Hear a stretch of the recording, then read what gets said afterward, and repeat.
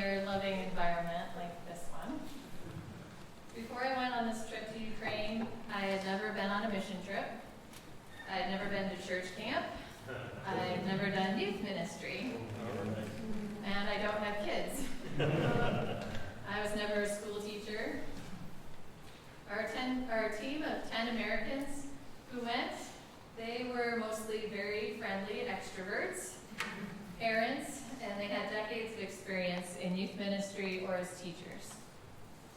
So what in the world was I doing signing up for this?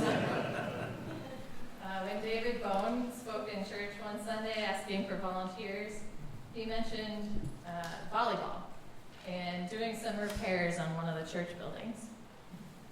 And I thought, I really like volleyball, and I have the time to travel, so I let him know that I was interested in learning more. And after one Zoom call, it looked like there would be space for me on the team, if I wanted it.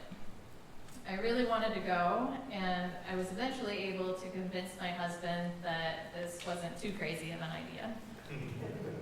Over the course of a few more months of Zoom calls, it started to look like my role would be to teach the line dancing as a morning wake-up exercise.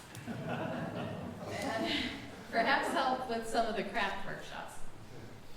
Since dancing is a passion of mine, and making tie-dye t-shirts and friendship bracelets was one of my favorite memories of summer camp as a kid, this put me a little at ease. So did the meeting where we all agreed that our overall purpose as a team was just to show the kids that we still care about Ukraine, that they are still loved and not forgotten. Our leader, Fred, had also emphasized that the important requirements to be in the team were to be flexible and have a good attitude, and not necessarily to have any specific skills. So with an incredible amount of well wishes and prayers from my church family, including many of you, thank you very much, off I went. We only had a couple of days after arriving in Europe to get to know our American teammates and the local pastors and the youth leaders before camp started. But it was amazing how instantly they all felt like family, and Ukraine felt like home. Not Boise home so much, but like some of the places I'd lived before, in upstate New York and Seattle. Very green and wet, with beautiful rolling hills and dense forests. When we got to camp, the extroverts went right to doing their thing, chatting up the youth and playing volleyball.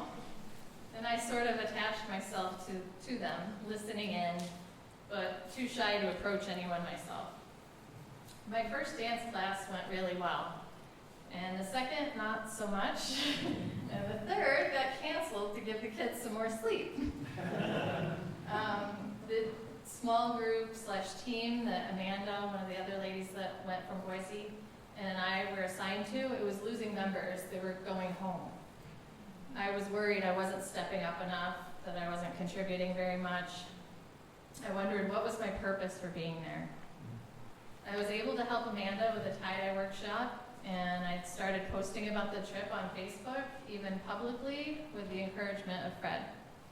I'd also had some encouraging talks with a couple of my American teammates about their lives back home.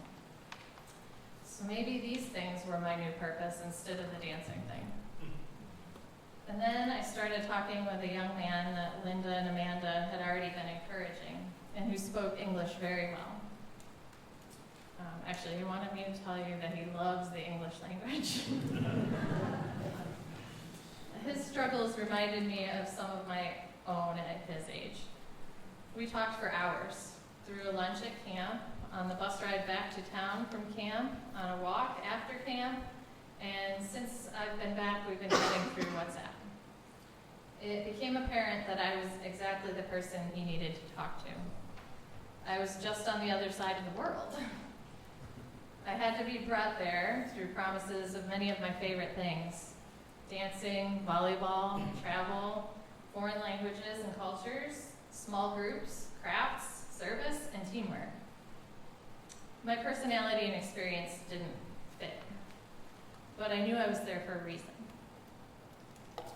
In the parable of the lost sheep in Matthew 18:12-14, it says, If someone had 100 sheep and one of them wandered off, wouldn't he leave the 99 on the hillsides and go and search for the one that wandered off?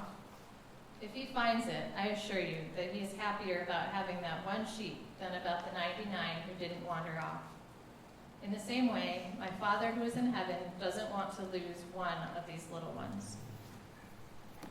And one of my favorite songs, which is called So Will I, it ends with this line: "You're the one who never leaves the one behind." My name is Diane. I'm an introvert, and I was sent on a mission to become somebody's